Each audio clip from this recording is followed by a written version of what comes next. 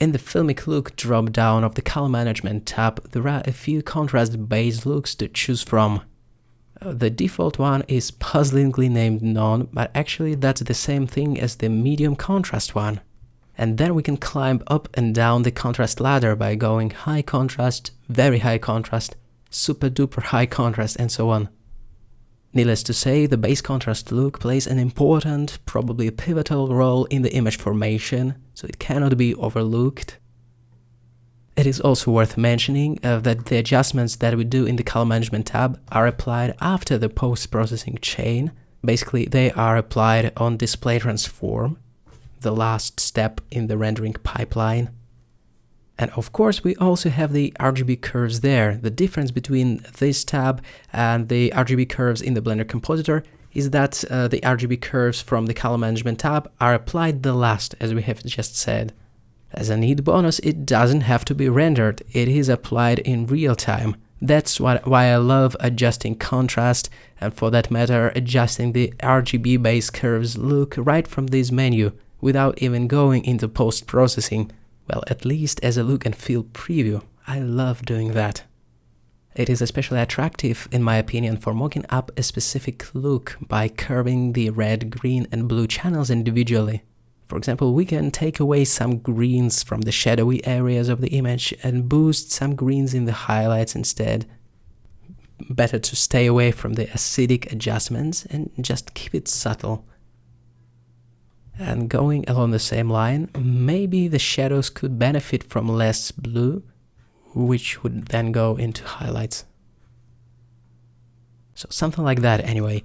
I usually use it as a way of quickly previewing the look I'm aiming for, before even touching the post-pro nodes. I tend to think about such curving of digital red, green and blue channels as trying to emulate the color idiosyncrasies of film. As we know, the color layers of film were designed in such way to display a very non-linear, interesting behavior depending on the part of the wavelength that hit the film. So it's fairly interesting to think of it in such way as to emulate a specific film look, let's say. Actually, thinking of it, maybe we should make a separate video on film emulation at some point. That's such an interesting subject.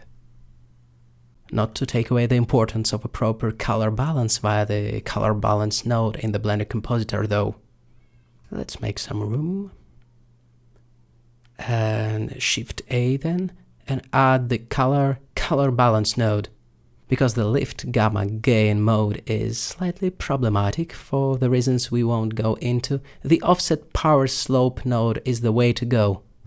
The three sliders, offset, power and slope, allow you to affect the hue in the given tonal range. The offset affects the shadows the strongest, the power affects the mid-tones, while the slope affects the highlights the strongest.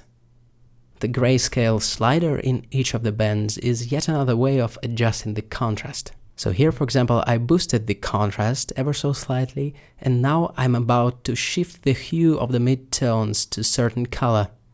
I'm thinking about creating the complementary contrast between the warmer mid-tones and the cooler highlights. That's a typical trick of enriching the lighting by splitting the mid-tones and the highlights in terms of color temperature.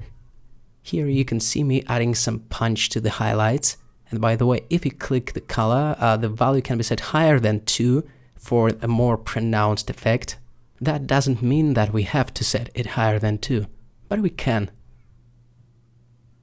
It could be a good idea to cool down the highlights to create the complementary contrast by pushing this slope color wheel into the cyan areas.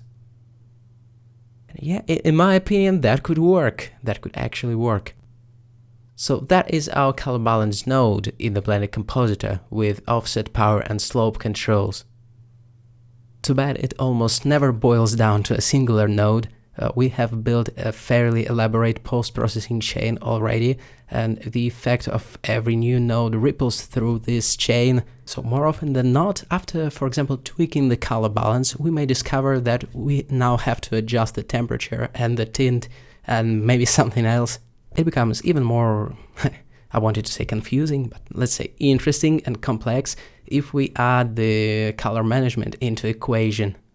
As you remember, we have curved the red, green and blue channels of the filmic display transform, so we can use that as well on top of everything else to add a little bit of sophistication.